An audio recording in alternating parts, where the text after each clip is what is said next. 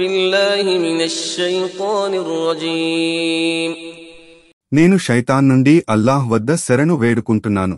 بسم الله الرحمن الرحيم అనంత కరుణామయుడు అపార కరుణా ప్రదాత అయిన అల్లాహ్ పేరుతో. واذكروا نعمة الله عليكم وميثاقه الذي واثقكم به إذ قلتم سمعنا وأطعنا واتقوا الله إن الله عليم بذات الصدور. మరియు మీకు అల్లాహ్ చేసిన అనుగ్రహాన్ని మరియు ఆయన మీ నుండి తీసుకున్న దృఢమైన ప్రమాణాన్ని జ్ఞాపకం చేసుకోండి. అప్పుడు మీరు మేము విన్నాము మరియు విధేయులమయ్యాము అని అన్నారు. మరియు అల్లాహ్ యందు భయభక్తులు కలిగి ఉండండి. నిశ్చయంగా హృదయాలలో ఉన్నదంతా అల్లాహ్కు బాగా తెలుసు. يا أيها الذين آمنوا كونوا قوامين لله شهداء بالقسط ولا يجرمنكم شنآن قوم على ألا تعدلوا اعدلوا هو أقرب للتقوى واتقوا الله إن الله خبير بما تعملون. ఓ విశ్వాసులారా, మీరు అల్లాహ్ కొరకు న్యాయంగా సాక్ష్యమివ్వటానికి స్థిరంగా నిలబడండి. ఇతరుల పట్ల మీకున్న ద్వేషానికి లోనై మీరు న్యాయాన్ని త్యజించకండి. న్యాయం చేయండి, అది దైవభక్తికి సమీపమైనది. మరియు అల్లాహ్ యందు భయభక్తులు కలిగి ఉండండి. నిశ్చయంగా మీరు చేసేదంతా అల్లాహ్ ఎరుగును.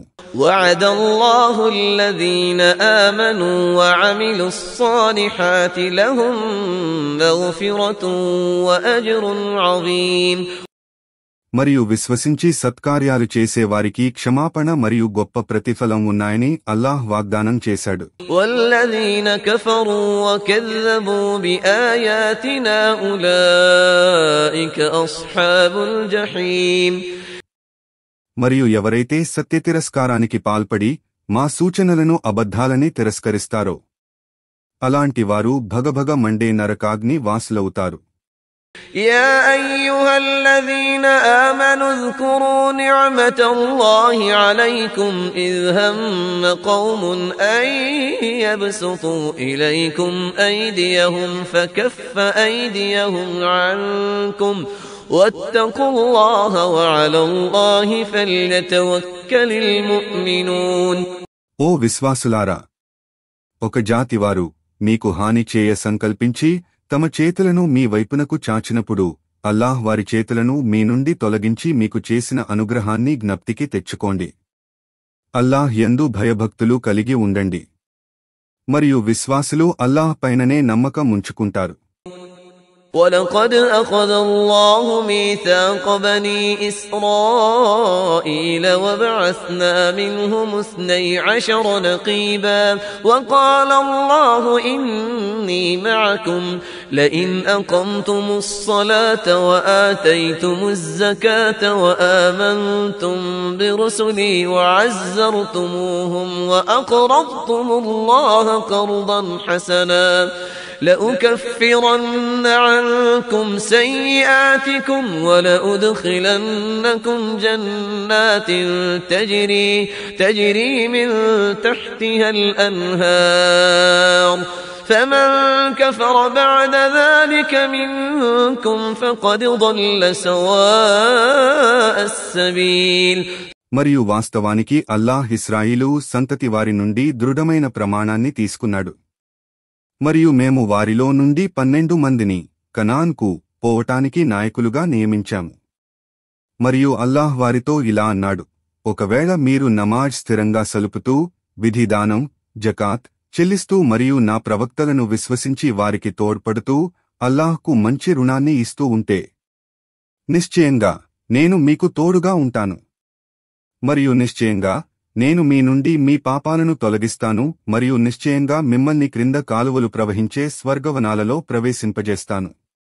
కాని దీని తరువాత మీలో ఎవడు సత్యతిరస్కార వైఖరిని అవలంబిస్తాడో అతడు వాస్తవంగా సరైన మార్గం నుండి తప్పిపోయిన వాడే. فبما نقضهم ميثاقهم لعناهم وجعلنا قلوبهم قاسية يحرفون الكلم عن مواضعه ونسوا حظا مما ذكروا به ولا تزال تطلع على خائنة منهم إلا قليلا منهم فاعف عنهم واصفح إن الله يحب المحسنين. ఆ పిదపవారు తాము చేసిన ఒడంబడికను భంగం చేసినందుకు మేము వారిని శపించాము, బహిష్కరించాము మరియు వారి హృదయాలను కఠినం చేశాము. వారు పదాలను తారుమారు చేసి వాటి అర్థాన్ని, సందర్భాన్ని పూర్తిగా మార్చి వేసేవారు. వారికి ఇవ్వబడిన బోధనలలో అధిక భాగాన్ని మరచిపోయారు. అనుదినం వారిలో ఏ కొందరో తప్ప పలువురు చేసే ద్రోహాన్ని గురించి నీకు తెలుస్తూనే ఉంది. కనుక వారిని మన్నించు మరియు వారి చేష్టలను ఉపేక్షించు. నిశ్చయంగా అల్లాహ్ సజ్జనులను ప్రేమిస్తాడు.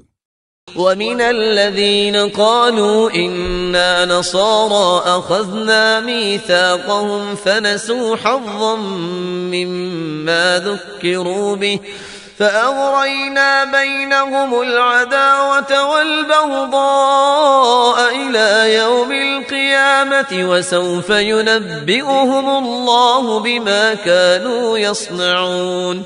మేము క్రైస్తవులము అని అనేవారి నుంచి కూడా మేము దృఢమైన ప్రమాణం తీసుకున్నాము. కాని వారు తమకు ఇవ్వబడిన బోధనలలో అధిక భాగాన్ని మరచిపోయారు. కావున తీర్పుదినం వరకు వారి మధ్య విరోధాన్ని మరియు ద్వేషాన్ని కలిగించాము. మరియు త్వరలోనే అల్లాహ్ వారు చేస్తూ వచ్చిన కర్మలను గురించి వారికి తెలియజేస్తాడు. يا أهل الكتاب قد جاءكم رسولنا يبين لكم كثيرا مما كنتم تخفون من الكتاب ويعفو عن كثير قد جاءكم من الله نور وكتاب مبين. ఓ గ్రంథ ప్రజలారా, వాస్తవంగా మా ప్రవక్త ముహమ్మద్ మీ వద్దకు వచ్చి ఉన్నాడు. మీరు కప్పిపుచ్చుతూ ఉన్న గ్రంథం బైబిల్ లోని ఎన్నో విషయాలను అతను మీకు బహిర్గతం చేస్తున్నాడు మరియు ఎన్నో విషయాలను ఉపేక్షిస్తున్నాడు. వాస్తవంగా మీ కొరకు అల్లాహ్ తరఫు నుండి ఒక జ్యోతి మరియు ఒక స్పష్టమైన గ్రంథం ఈ ఖురాన్ వచ్చి ఉన్నది. يهدي به الله من اتبع رضوانه سبل السلام ويخرجهم من الظلمات إلى النور بإذنه ويهديهم إلى صراط مستقيم. దాని ద్వారా అల్లాహ్ తన ప్రీతిని పొందగోరే వారికి శాంతి పదాలను చూపుతాడు మరియు తన ఆజ్ఞతో వారిని అంధకారం నుండి వెలుగులోకి తెచ్చి వారికి రుజుమార్గం వైపునకు మార్గదర్శకత్వం చేస్తాడు. జజాకుం అల్లాహ్ ఖైర్.